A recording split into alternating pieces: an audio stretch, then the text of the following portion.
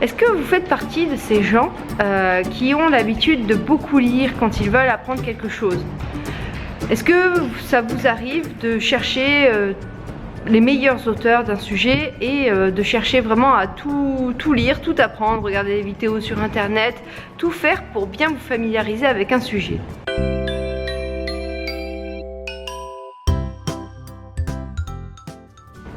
Alors, en tout cas c'est mon cas.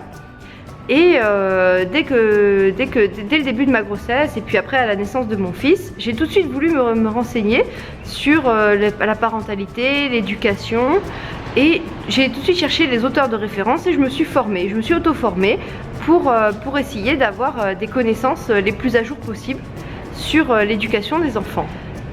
Et je voulais vous raconter aujourd'hui une petite anecdote qui a posteriori finalement est plutôt amusante.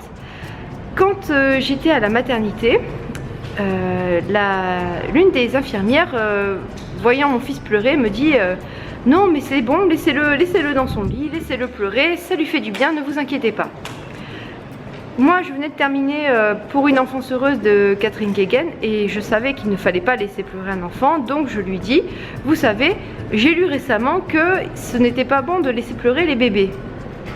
Ce à quoi elle me répond, oh, vous savez, moi des enfants, j'en ai élevé 2, je n'ai lu aucun livre et je m'en suis très bien sortie comme ça.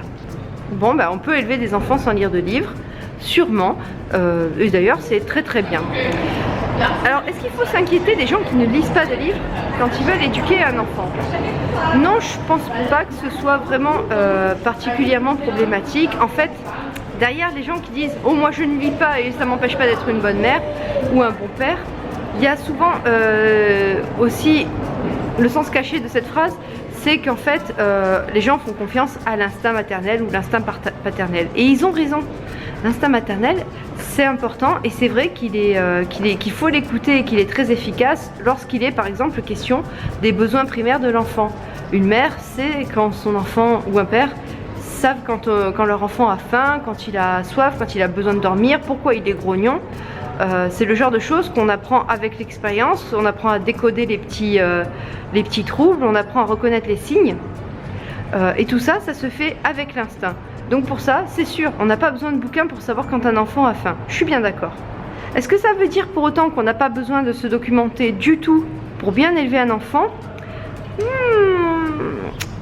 Peut-être que c'est différent dans ce cas-là. Pour moi, le fait de se documenter quand on veut élever son enfant, c'est un peu la même chose que de savoir si on a besoin ou non du code pour conduire. Je m'explique.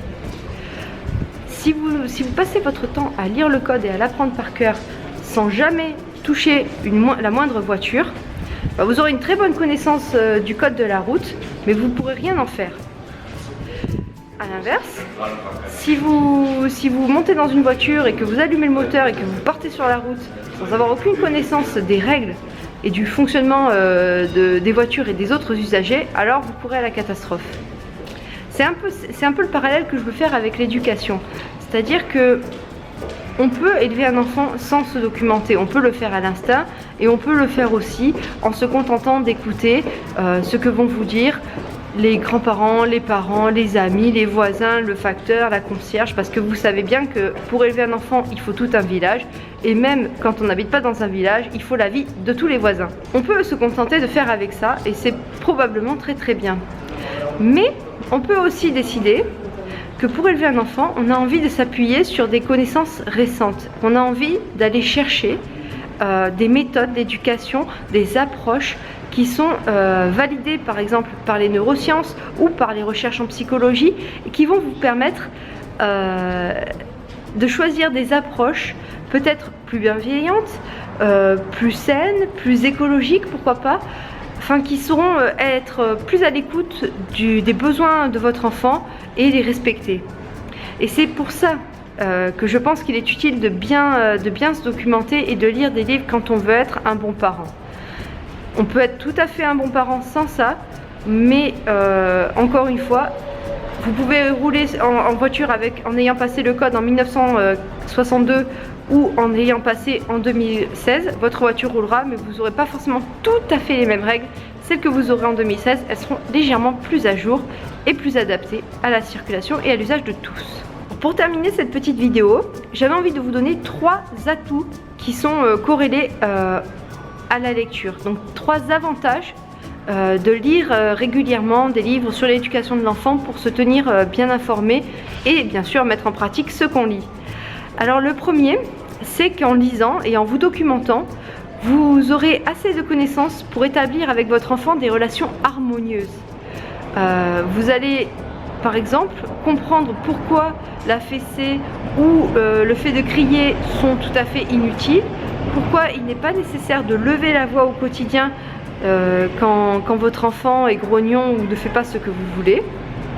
Et vous aurez donc un quotidien qui finalement sera beaucoup plus paisible, beaucoup plus serein, et vous ne serez pas vous-même frustré de devoir faire des choses qui vous sont tout à fait désagréables. En lisant et en vous documentant, vous allez aussi prévenir les troubles, parce que vous allez apprendre à être plus à l'écoute des besoins de votre enfant et à savoir reconnaître les signes avant que les crises arrivent. Et ça c'est important. Plutôt que de laisser l'enfant arriver jusqu'au bout de ses limites et se mettre à hurler et faire par exemple ce que tout le monde redoute, hein, la crise, le pétage de câble dans le magasin, avec l'enfant qui se roule par terre et que vous devez trimballer le long des allées. Voilà, si vous savez reconnaître ce qui ne va pas, quels sont ces signaux, si vous êtes vigilant et à l'écoute, alors vous allez pouvoir prévenir ces situations et éviter de vous retrouver dedans. Le dernier point, c'est que quand vous vous êtes documenté, quand vous avez lu et quand vous savez pourquoi vous prenez des décisions et quelles sont les raisons qui les justifient, alors vous faites des choix éducatifs en confiance.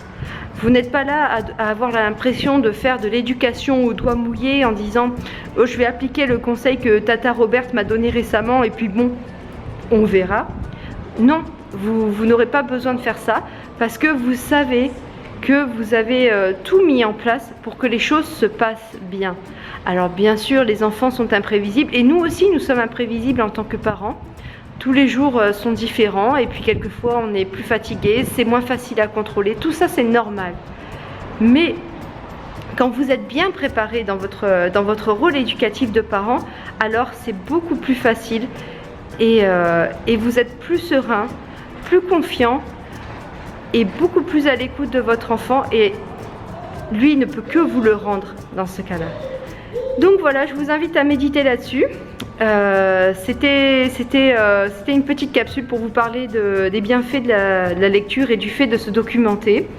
Je vous laisse me dire dans les commentaires ce que vous avez lu quand vous avez voulu vous préparer à la naissance de votre enfant ou ce que vous lisez aujourd'hui pour accompagner les différentes phases de sa croissance. Si vous voulez, je vous ferai une vidéo un jour spécial livre sur tout ce que j'ai préféré dans la préparation de mon rôle de mère et ce que je lis encore aujourd'hui pour accompagner mon fils au mieux. Voilà, donc vous pouvez partager tout ça dans les commentaires. Si vous aimez cette vidéo, likez-la, cliquez sur j'aime, mettez plein de petits pouces partout et surtout abonnez-vous à la chaîne. À bientôt.